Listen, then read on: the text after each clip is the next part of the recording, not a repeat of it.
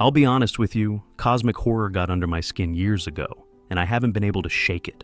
At first I thought it was just the monsters, the old books, the names no one can pronounce. But the deeper I went, the more I realized it wasn't any of that. I started noticing patterns, not just in stories but in my everyday life. That strange moment when everything feels normal, but you can't shake the sense that something is off. That heavy silence when you realize nothing you do can change what's coming. If you felt it, you know exactly what I mean. That's why I want to break it down. 7 levels, 7 ways cosmic horror sinks its teeth into us. Because when you see the structure, the descent makes a terrifying kind of sense. So, let's go there, together. I found something buried in the margins of an old academic paper from the 1970s, barely a footnote. A passing reference to 13th century shepherds who avoided entire fields because the grass moved against the wind. There were no hauntings, no demons, just a collective agreement that something felt wrong. That led me into weeks of cross-referencing, folklore, psychology, spatial perception. And what I found changed everything. It wasn't an isolated story. It was everywhere. Ancient villages, modern cities, scientific labs, reports of subtle wrongness, no visible threat, just the quiet hum of something off. And that's where the descent begins. The first level of cosmic horror isn't death, madness, or monsters. It's unease, the kind that sticks even when nothing happens. Certain fragments from the Egyptian Middle Kingdom, scribes mention nights where geometry shifts, when the stars fail to repeat and the Nile forgets its rhythm. The texts don't label these nights as supernatural. They simply note that on those days, nothing was trusted. Not time, not space, not memory. Similarly, the archaeological record shows something curious in the Neolithic site of Banpo, China. Among otherwise uniform housing structures, a single dwelling was burned and buried in layers of deliberately disorganized stones. No human remains. It was simply erased.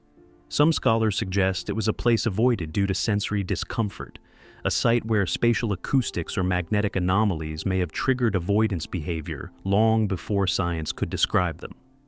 A 2016 study at the University of Vienna tested participants' emotional responses to computer-generated rooms. All were physically safe and empty. The only difference was subtle. One set of rooms had skewed dimensions, off-angle shadows, or slightly elevated frequencies just outside the range of conscious hearing. Participants reported discomfort, disorientation, and in some cases, nausea. They didn't know why. They just wanted to leave. This is what separates effective cosmic horror from traditional scare tactics. Unease doesn't need a face or a name. It's not loud. It's not violent. It lingers because it can't be resolved. Most horror demands resolution. Cosmic horror denies it. That's the point. It whispers, "You are noticing something real, but you were never meant to." What this suggests about reality is quietly terrifying. If this kind of unease is universal, across time, culture, geography, and even laboratory experiments, then maybe it's not just psychological noise. Maybe it's perceptual signal, a misalignment, a clue that we occasionally sense the deeper geometry of reality, and it doesn't quite line up. This isn't horror in the narrative sense. It's horror in the epistemic sense. The idea that even our most basic trust in our surroundings might be misplaced. And if unease is the first signal of that unraveling, what lies just beneath it? Because once you stop dismissing those moments as random, the descent accelerates. Unease isn't static. It spreads. And what I found next made everything worse. I didn't expect to find the same phrase twice, in 2 unrelated texts, separated by nearly 1,500 years. The first was from an early Christian martyr's diary, scribbled between prayers in the margins. I saw the end of my choices and the silence beyond them. The second was from a declassified Cold War psychological study. The subject became nonverbal when convinced their choices were irrelevant. And that's the second level of cosmic horror. The first time I truly felt it was during a reread of The Call of Cthulhu, a single line buried deep in the story. The most merciful thing in the world, I think, is the inability of the human mind to correlate all its contents. What hit me wasn't fear, it was futility. that no matter what we uncover, no matter how hard we try, there is something built into our minds, a limit that prevents understanding, a ceiling to willpower, a safeguard against something too big to bear. And it started clicking. In this level, we don't just suffer, we're paralyzed. I found something buried in Ligoti's The Conspiracy Against the Human Race. He writes, "We do not choose to be born, to grow old, to get sick, and to die. So, what is this life but a compulsive performance? It's not despair, it's diagnosis. Helplessness not as an interruption of freedom, but as the default state. Recent neuroscience confirms a disturbing idea. Decision-making begins in the brain before we're consciously aware of it. Leibott's experiments in the 1980s showed that the body prepares to act milliseconds before the mind decides to. And more recent fMRI studies suggest that your choice can be predicted up to 10 seconds before you think you've made it. If true free will exists, it's buried under layers of machinery we don't control. This one stayed with me. I kept thinking about all the times I believed I was making a hard decision, changing my path, reclaiming agency. But what if those were echoes? A puppet yanking its own strings and mistaking it for rebellion. Cosmic horror doesn't scream, "You're doomed." It whispers, "You never mattered enough to be doomed." The archaeological record shows that the Mayan city of Copan wasn't wiped out by war, no massacre, no conquest, just slow decay. Elites building bigger temples while the population starved. The people couldn't rebel, not because they were weak, but because their worldview didn't allow the idea of resistance. It wasn't forbidden, it was unimaginable. The pattern repeats. In the Mouth of Madness, John Carpenter's protagonist fights to retain sanity, until he realizes he's a fictional character. Every choice he made was scripted. In The King in Yellow, characters read the forbidden play and lose not their minds, but their ability to care about resisting fate. The horror isn't in destruction, it's in inertia. So, what does this mean? If helplessness is not the interruption of control, but the revelation that control was always illusion, then consciousness itself may be ornamental, not a captain of the ship, but a decorative figurehead lashed to the bow. And if our minds are limited by biological safeguards, who installed them? This is the second level of cosmic horror, where action becomes ceremony, ritual, theater, where the mind, desperate to act, starts recycling itself in loops of false urgency. I've always loved maps. As a kid, I'd stare at atlases for hours, tracing rivers, drawing borders. But a few years ago, I found a map that didn't comfort me. It terrified me. It wasn't fictional. It was a logarithmic scale of the observable universe. Earth, the moon, the sun, our solar system, the Oort cloud, neighboring stars, our galaxy, the superclusters, the cosmic web, and then the edge. And that was the moment I stopped thinking of the universe as a place. It became a structure, one in which we don't occupy a position. We barely exist at all. That's the third level of cosmic horror. Not that the universe is unknowable, but that it is known, and it does not include you. Ancient texts describe this feeling in poetic fragments. In the Rig Veda, there's a hymn that asks, "Who knows whence creation had its origin?" and ends with, "Only he in highest heaven knows," or perhaps he does not know. Even 3,000 years ago, thinkers understood. Beyond a certain point, scale invalidates certainty. I came across a letter Lovecraft wrote to Farnsworth Wright in 1927, discussing the color out of space. He said, "I was trying to suggest that perhaps the human race is not only not central to the cosmos, it is barely noticeable." He wasn't writing horror for effect. He was describing a metaphysical wound, to exist in a place so large that your extinction wouldn't register as a fluctuation. The astronomical record shows just how far this scale reaches. The cosmic microwave background, the afterglow of the Big Bang, is 13.8 billion light-years away in every direction. That's not just distance, that's causality. We are light-locked inside a structure we can only observe from within. Every telescope is a confession. We see, but we cannot leave. This hit me hardest during a visit to a dark sky reserve. I remember standing outside at 3 a.m., completely silent, under a sky so full it looked textured. I felt something I still can't name. It wasn't fear, it wasn't awe, it was erasure. Not of my body, but of my scale of meaning. I found something in Carl Sagan's lesser-known papers. He wrote, "We are like butterflies who flutter for a day and think it is forever." And then added chillingly, "The universe is not required to be in perfect harmony with human ambition." Cosmic horror is often blamed on Lovecraft, but the idea predates him. Sagan wasn't writing horror, he was just being honest. In Lovecraft's The Whisperer in Darkness, the Mygo don't conquer, they collect, in the shadow. Out of time, alien intelligences span epochs, barely aware of human history. In Annihilation, the entity in Area X never speaks because it doesn't need to. It remakes without explanation. Scale isn't just size, it's indifference made physical.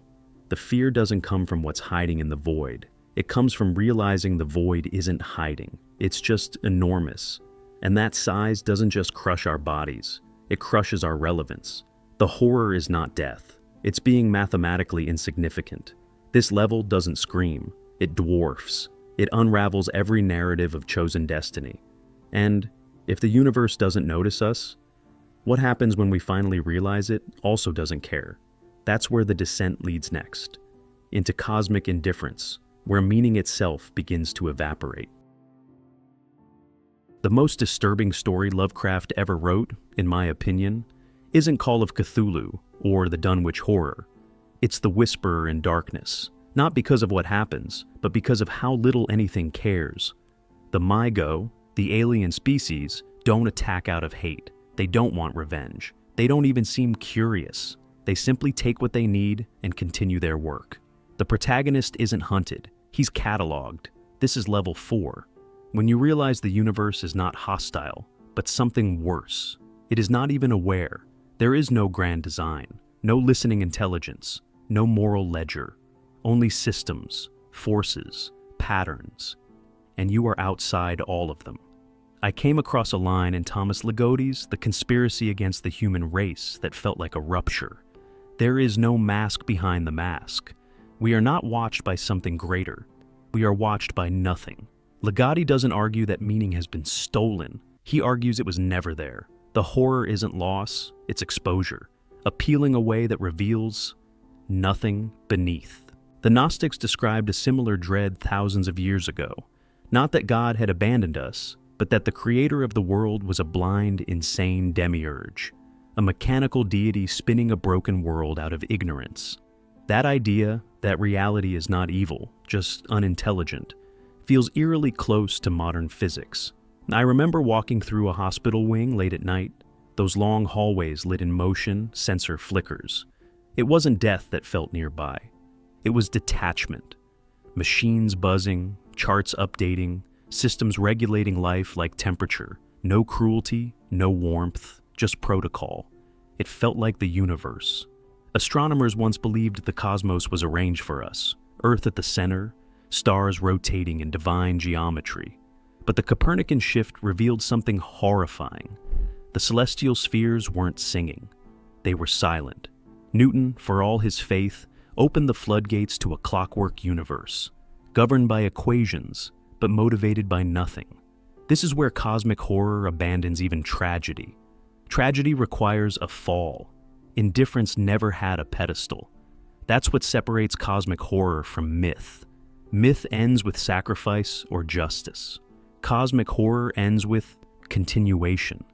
Things go on, without meaning, without interruption, without you. This level hits hardest. The realization that the void does not hate you. The void does not know your name.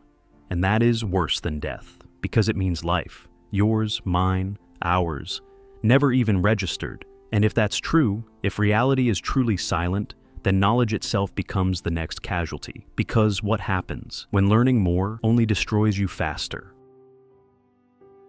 There's a scene in The Shadow over Innsmouth where the protagonist finally understands his family lineage, that his bloodline isn't entirely human and never was. But instead of screaming or resisting, he accepts it. Worse, he welcomes it. That moment stuck with me. Horror didn't come from a monster outside. It came from the mirror suddenly showing too much. In cosmic horror, the most terrifying event isn't death, or madness, or destruction. It's understanding. This is level 5, the revelation of truth, not truth as clarity, but as a fracture. Not an answer, but a realization so vast, so misaligned with our biology, that it shatters the structure of thought. It's when you finally get it, and wish you hadn't. In The Call of Cthulhu, Lovecraft writes, "The sciences, each straining in its own direction, have hitherto harmed us little. But someday the piecing together of dissociated knowledge will open up such terrifying vistas of reality." What Lovecraft feared wasn't ignorance, it was convergence. The idea that when enough knowledge aligns, it breaks through. And what lies behind it is not wonder, but cognitive ruin. The Greek philosopher Heraclitus once wrote, "Nature loves to hide." In ancient mystery cults, initiates often warned that the final revelation, the thing revealed after the labyrinth of tests and silence, wasn't divine grace, but a kind of cosmic betrayal. Some records suggest that initiates of the Eleusinian mysteries wept after the final rite, not from joy, but because something inside them had snapped. I had a dream once, an ordinary room, nothing strange. But every book I opened inside it contained only one phrase, repeated endlessly. "You asked to know." And in the dream, I remembered what I had forgotten, that I had agreed to this, that I had demanded to see something no one should. I woke up shaking. Maybe I was reading cosmic horror too much. But yes, it was pretty relatable. In The Color Out of Space, the characters study the meteorite. They record, analyze, and measure it, until eventually, the knowledge becomes an infection. Trees bend, water sickens, people change. There's no explosion, only accumulation. The more they understand, the closer they come to collapse. A 2022 paper in Theoretical Information and Theory posited a disturbing idea. If reality is based on quantum information structures, then human consciousness may act as an unintentional observer, collapsing possibilities into awareness. In other words, learning may generate instability. Consciousness itself might be the intruder. What if the more we seek, the more we fracture the thing we're inside? This is where cosmic horror departs fully from traditional epistemology. In most genres, truth empowers. In cosmic horror, it evicts. The horror isn't in what the truth reveals, but in what it erases: identity, species, purpose, continuity. You wanted to understand, but understanding wasn't designed for you. This level leaves people stunned, not screaming, because words fail. Language is designed for things that fit. Revelation shows you something that doesn't, and that's what makes it so devastating. Because you are still alive, still conscious, but now completely misaligned with the world you were born into. This is the moment when the descent shifts tone. Horror isn't abstract anymore. It's internal. The alien thing isn't out there. It's your new frame of understanding. And from here, the next level isn't about what you learn. It's about what you realize you've never been. That's where we go next, into insignificance. There's a moment in At the Mountains of Madness when the narrator realizes the alien elder things didn't just predate humanity. They engineered life on Earth as a side project, a failed experiment. And what haunts him most isn't that humans came from these beings. It's that we were never the intended result, never the apex, never the story. This is level 6, human obsolescence, quiet removal. The most terrifying implication in cosmic horror isn't that aliens will wipe us out. It's that they already moved on. This is the moment in the descent where you stop asking, what will happen to us? And start asking, why did we think it would matter? In The Shadow. Out of Time, Lovecraft explores a race, the great race of Yith, who survive not by physical means, but by transferring consciousness across time and species. Human minds are temporary vessels. We're not enemies, we're accommodations. The Yithians don't care what happens to Earth, because they've already left. Darwin removed us from divine design, and Freud removed us from control of our own minds. Cosmic horror simply finishes the pattern. It removes us from relevance. This level broke me the most. I was reading about the Drake equation, the formula used to estimate intelligent civilizations in the universe. And I had a thought I couldn't shake. What if we're not early? What if we're late? What if we're not the first to wake up? In The Color Out of Space, the strange entity doesn't react to human life. It leeches energy, distorts physics, and leaves. Not because it wins, but because we were never part of its framework. This isn't malevolence. Its indifference scales so far beyond us, it becomes unintentional extinction. In 2023, AI researchers published a paper suggesting that any truly advanced post-biological intelligence would likely operate on timescales so vast and with communication systems so efficient that biological life would be indistinguishable from noise. We're not talking about killer robots. We're talking about complete epistemic dismissal, like a satellite ignoring the scratch of insects on its hull. This is where cosmic horror collides with existentialism. Most fiction assumes humans are part of the question. Cosmic horror suggests we aren't even part of the syntax. Other genres ask, what if we fail? Cosmic horror asks, what if we never mattered enough to try? And if the universe never needed us, then there's no tragedy in our absence, only quiet continuity. This level turns the horror inward. You begin to question the meaning of every human construct: civilization, art, memory, even love. Are they valuable, or just coping strategies for creatures who were never included in the cosmic feedback loop? The psychological damage isn't caused by loss. It's caused by irrelevance, because the final cruelty of the universe may not be destruction. It may be that we were never noticed in the first place. And if that's true, what's left? Only the final level, the abyss.